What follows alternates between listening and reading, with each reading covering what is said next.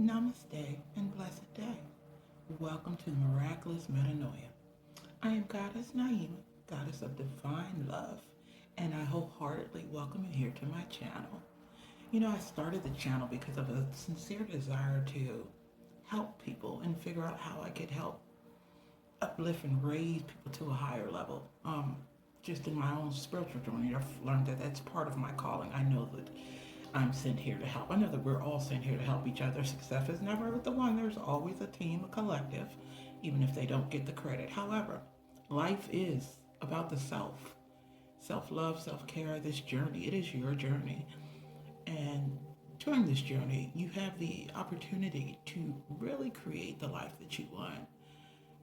But part of that starts in just knowing that you are worthy of living the life that you want. There's been so much conditioning and programming put upon us since an early age. You're supposed to do this, you're supposed to go to college, you're supposed to be this, you've got to be this, you're supposed to be married by a certain time, you're supposed to have kids. And living up to these expectations of others is typically doesn't result in happiness. And the one thing that I've committed to, particularly in the last decade, especially with my kids being older now, I've committed to my happiness, doing things that make me happy. Life is too short to be stuck in some bullshit that does not make you happy. If you're going to work and you're not happy, I'm not saying quit your job, but I'm saying find another way to find your happiness. We have to prioritize our happiness. We owe it to ourselves. You're worthy and deserving of all of the happiness and love that you could imagine and more. Why? Because it's all divine. It's coming from the source. It's who we are. We're meant to live a happy, joyous life. You know, just because of all of the challenges and the things that you do go through in life. There's suffering, there's pain, but also with all of that, there's purpose and learning.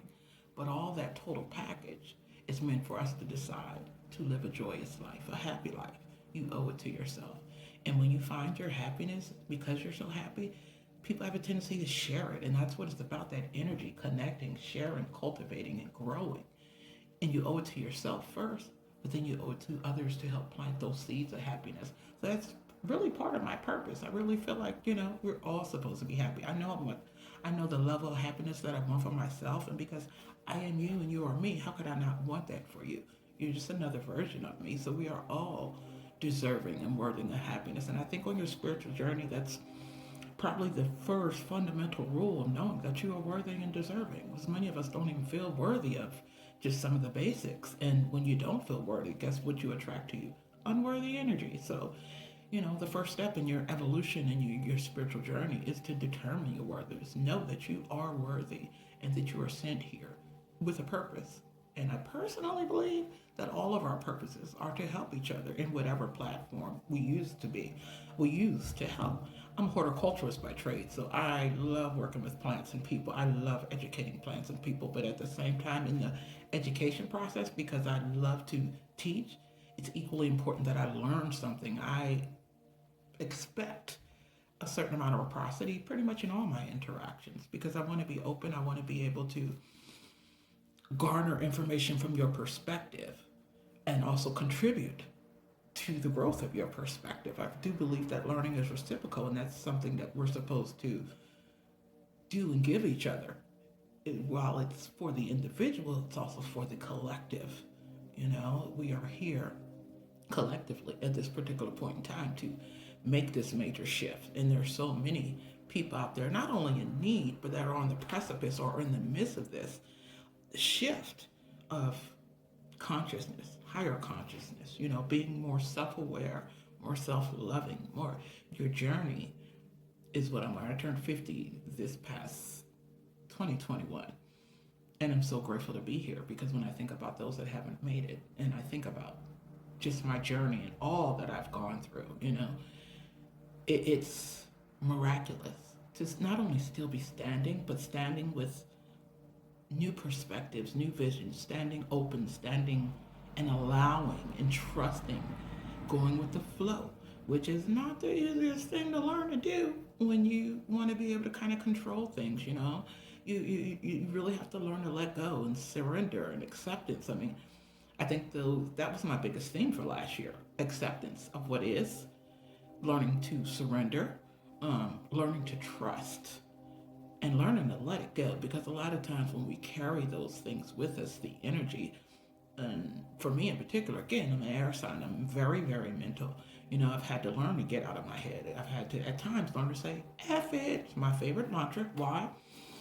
Because it helps me take whatever expectation or pressure that I may be putting on myself or others may be putting on me or trying to impose on me. I'm no longer accepting that. There are enough things that I have to carry without adding additional weights and burdens that we really don't need here in life. So when you look at your life and reflect, the first thing is to determine your worthiness.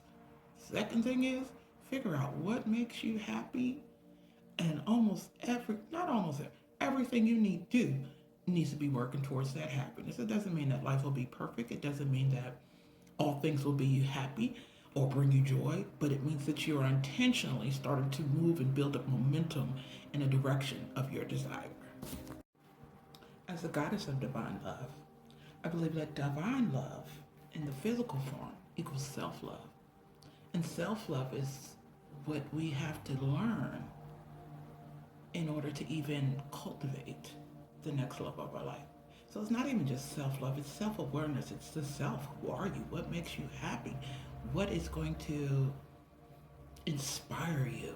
What things don't you like? Learning about you. What makes you thrive? What kind of environment will make you grow? I'm telling you now, if you stick me in a room full of plants and some kids or people that are curious about gardening, oh, it's a big field day. I literally have a blast. And I was fortunate enough to discover that almost by happenstance, but it was just part of my journey of becoming.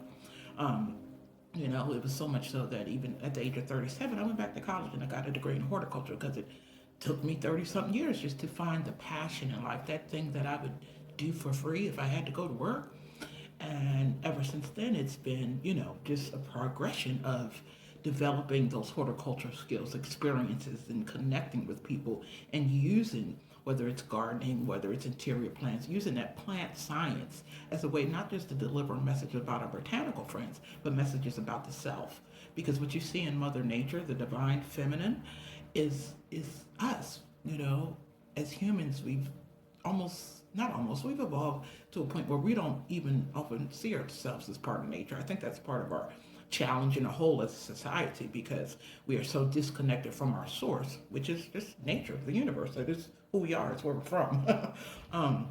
That it has brought an onset of all of these physical as well as mental challenges, not even getting into the whole food and what we're putting in our body. That's a whole nother video, but just focusing and dealing and cultivating the self. It's a lifelong journey. And what I would say is one of the, not only to the it's not one, things that you need in self cultivation, I would say is number one, of course, the love.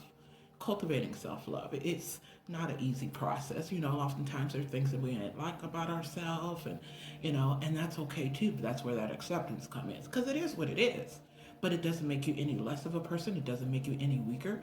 Actually, it's something that you're meant to create a metanoia on. And I'll give you an example. For me, myself, one of the metanoias, the biggest ones that I had last year as it pertained to myself and self-image, because, mother's got 2 kids, I got 5 grandkids. Girl's got a little pudge down here, and I've had it for some time. But what I realized last year is that when I look at the pictures of the divine feminine or Mother Nature, she's often pregnant. She often has a belly. Why? In particular because female energy is fertile with possibilities. It's the pure potential, just so much so that when you look at just human life and where it starts from the zygote stage, we all start as the females. Life begins in that female state because of the strength, the pure potentiality, the fertility of just that pure potential in the female energy.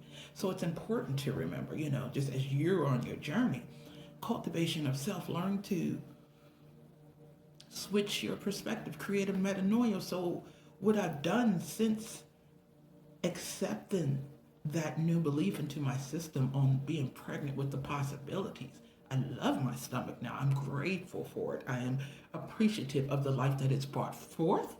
And as I look at the future generations, those 5 grandchildren, I have nothing but love for my body. So I've worked even harder energetically because I'm also in a place of not working harder, smarter. It's all about the energy of cultivating more of a loving, accepting mindset of myself and my body and what it's done for me. You know, being at 50, I'm not on any kind of medicine. I'm very fortunate. I don't have this, that, nor will I be talking those things to drag that stuff to me because I've made it this far without it. But I'm very grateful. And it's important that you take the time to find the things that resonate as truth as you. I don't care who tells you what, whether it's the mother, your father, what.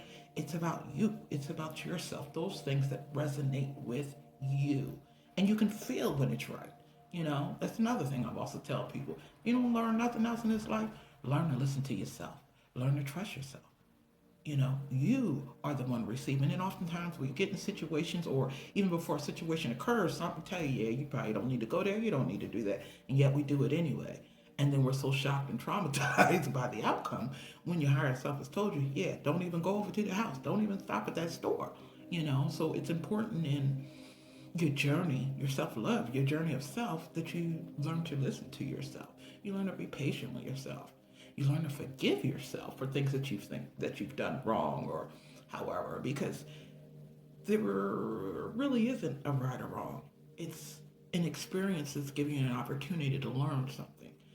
And when you're able to garner what it is that you learned, you're able to accept it and find a place of gratitude for it because it's made you a better person, then you're able to energetically, ideally, begin to move forward.